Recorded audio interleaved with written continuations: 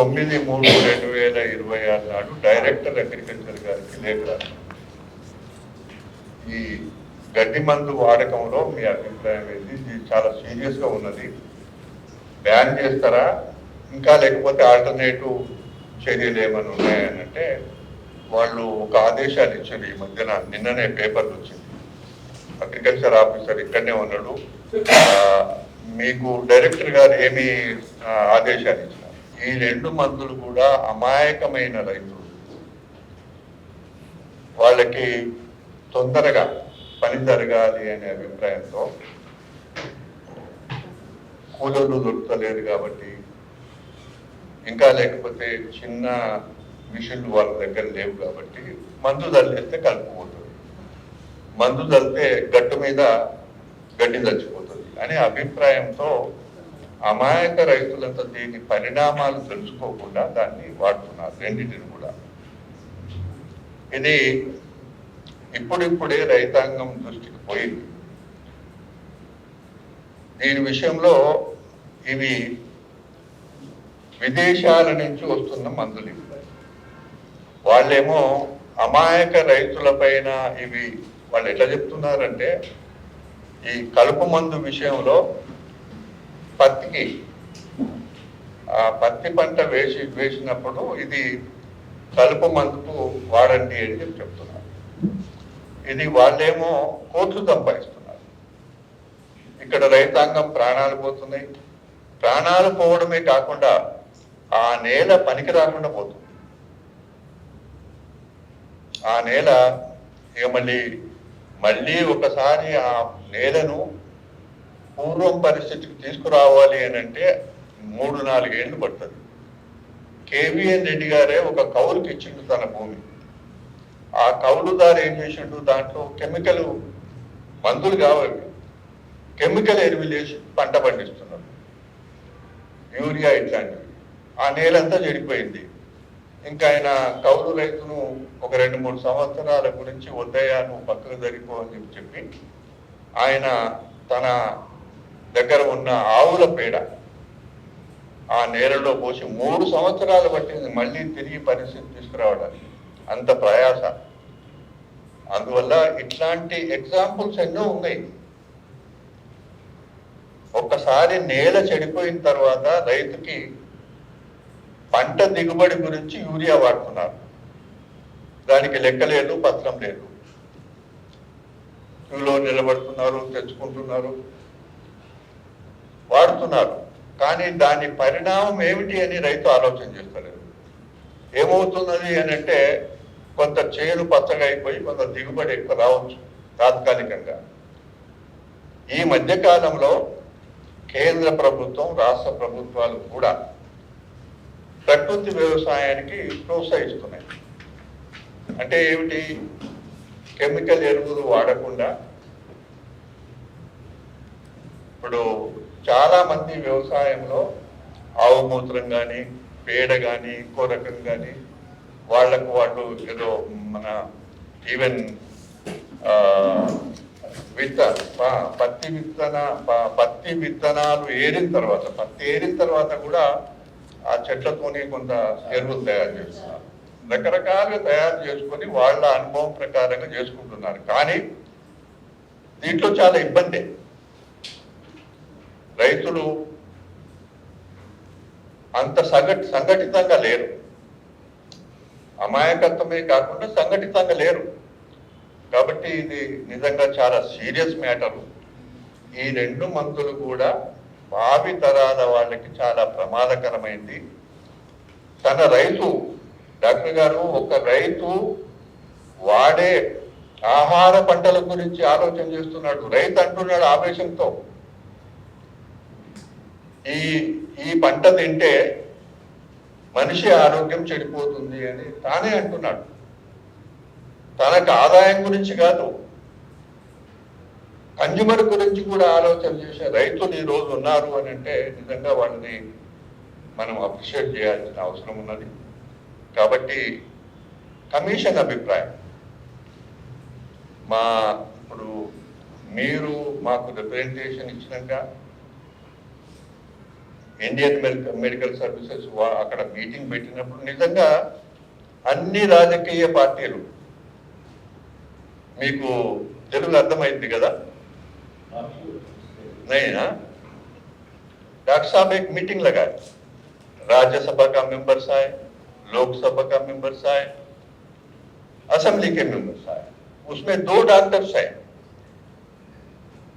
उन्होंने भी ये कहा कि जो है हम जरूर जो है सेंट्रल गवर्नमेंट के ऊपर प्रेशर डालेंगे, ये यूनानिमिटी आ रही है। तो इंदुको మీకు చాలా మంచిదైంది, అన్ని రాజకీయ పార్టీలు వచ్చినాయి, మంచి పరిణామమే। దీన్ని కమిషన్ మేము విడిగా మాట్లాడుకున్నప్పుడు ఒక ఏకాభిప్రాయానికి వచ్చినాం। ఇప్పుడు వీళ్ళిద్దరు వ్యవసాయం చేసే వాళ్ళే, ఇప్పటికీ వ్యవసాయం చేస్తున్నారు, నేను కూడా వ్యవసాయం చేసిన, వ్యవసాయ కుటుంబం నుంచే వచ్చిన, కానీ ఇప్పుడు చేస్తలేదు, నేను ప్రస్తుతం కౌలుకి ఇచ్చేసిన నా వ్యవసాయం అంతా, కానీ వీళ్ళిద్దరూ ప్రత్యక్షంగా చేస్తున్నారు। వీరి అనుభవం కూడా కొంత చెప్పారు। గోపాల్ రెడ్డి గారు అయితే ఇది తెలియంగానే వాళ్ళ ఊరికి ఫోన్ చేసి ఎవరో ఫిజిషియన్ అడిగారు, ఏమిటి ఎంతమంది చచ్చిపోయింది ఏమిటి, इसलिए కృపాల్ సింగ్ సాబ్ ఓ నోట్ దీజియే, మీరు కూడా కొంత ఇవ్వండి। ఎందుకంటే ఎందుకు మీరు ఇవ్వాల్సి అంటే అసెంబ్లీలో చర్చ జరిగేటప్పుడు దీనివల్ల ఈ 2 కలుపు మందు కానీ గడ్డి మందు కానీ దీనివల్ల మనిషికి ఎంత ప్రమాదం, ఎంతమంది చనిపోయినారు, దీనికి ఏ వయసు వాళ్ళు చనిపోయినారు, ఎందుకు చనిపోయింది అనేది కొంత డాటా ఉంటే అసెంబ్లీలో చర్చ బాగా జరుగుతుంది। మీరిచ్చే కాపీలు దానితో పాటు మా అభిప్రాయాన్ని కూడా జోడించి మేము ఒక రిపోర్టు, ఇప్పుడు ఇక్కడికి వచ్చిన వివిధ డిపార్ట్మెంట్ల అధికారులంతా కూడా వారి వారి అభిప్రాయం చెప్పిండ్రు, అక్కడ మేము అన్ని కూడా మినిట్స్లో రాసుకున్నాం, ఆ మినిట్స్ అన్ని కూడా పంపిస్తాం, ముఖ్యమంత్రి గారికి ఇస్తాం, శాసనసభ వ్యవహారాల మంత్రి గారికి ఇస్తాం, స్పీకర్ గారికి ఇస్తాం, అంతేకాకుండా అగ్రికల్చర్ సెంట్రల్ గవర్నమెంట్ లో ఉన్న అగ్రికల్చర్ మినిస్ట్రీ కూడా రాస్తాం। కమిషన్ ఇస్ పవర్ఫుల్, కమిషన్ ఎప్పుడు కూడా రాజకీయం చేసేది కాదు, కమిషన్ ఎప్పుడు కూడా ఏ అంశమైనా రైతుకు వ్యవసాయానికి ఏ విధమైన అంశం మా దృష్టికి వచ్చినా, రైతు సంక్షేమం కానీ వ్యవసాయంలో లాభదాయకంగా ఉండే వ్యవసాయం చేయాలనే కానీ అనేకమైన సూచనలు మేము చేస్తూనే ఉంటాం, ఇది కూడా అందులో ఒక భాగం, ఇది చాలా ముఖ్యమైనదని మేము భావిస్తున్నాం। అందువల్ల మీరు 2-3 రోజులలో ఆపి మీరు కూడా 2-3 రోజులలో పంపించేస్తే మేము స్వయంగా అందరము కమిషన్ మెంబర్లు అందరము మా అధికారులతో అందరం కలిసి స్పీకర్ దగ్గరికి వెళ్తాం, శాసనసభ వ్యవహారాల మంత్రి దగ్గరికి వెళ్తాం, చీఫ్ మినిస్టర్ గారి దగ్గరికి వెళ్తాం, అందరికీ ఈ రిపోర్ట్ ఇస్తాం। మేము చాలా చిత్తశుద్ధితో ఉన్నాం, అమాయకుల రైతులకు ప్రాణాలు పోవడానికి వీల్లేదు। అయితే ఇందులో 2వ భాగానికి వస్తే ఆవేశంతో, క్షణిక ఉద్రేకంతో ఏదో ఇంట్లో దొరికిన మందు తాగేస్తున్నారు, అది కూడా ఎక్కువ సాగులు అవుతున్నది దాంతో కూడా। కాబట్టి ఇది ప్రమాదకరమైంది, ఇందాక మాట్లాడినప్పుడు మీరే కదా అది, ఏ దేశంలోనైతే ఉత్పత్తి అయ్యి అమ్ముతున్నారో ఆ దేశంలో బ్యాన్ చేశారు, అంటే వాళ్ళు వ్యాపారం గురించి చేసినట్టే కదా, వాళ్ళ వ్యాపారమేమో చల్లగా ఉండాలి, మనుషుల ప్రాణాలు పోవాలి, ఇది ఎక్కడి న్యాయం అండి? సో మనుషుల ప్రాణాలతో, వ్యవసాయంతో, నేలతో వ్యాపారం చేసుకోవచ్చు। కాబట్టి ఇండియన్ మెడికల్ అసోసియేషన్ మీ టీం అంతా కూడా ఒక మంచి ఉద్దేశంతో చాలా తొందరగా అందరిని పిలిచి మాట్లాడినారు, అందరినీ ఒక వేదిక పైకి తీసుకొచ్చారు। ఆ రోజు పార్లమెంట్ మెంబర్లు ఎమ్మెల్యే వచ్చినప్పుడు నాకు చాలా సంతోషపడ్డాను, అందరూ కూడా ఒకటే మాట, దాంట్లో రాజకీయాలకు అతీతంగా అందరూ మాట్లాడిన మాటలలో ఈ బ్యాన్ చేయాలనే అభిప్రాయంతోనే ఉన్నారు। కాబట్టి ఇది మంచి నిర్ణయం। ఇంకేదైనా మీరు ఎప్పుడైనా ఏ అవసరం ఉన్నా కూడా రైతుల గురించి పనిచేస్తున్న సంఘాలు కూడా ఉన్నాయి. మీరు ఎక్కడ పనిచేస్తారంటే మీరు కూడా ఇంకెప్పుడైనా ఏదైనా విషయం ఉంటే మా దృష్టికి తీసుకురండి.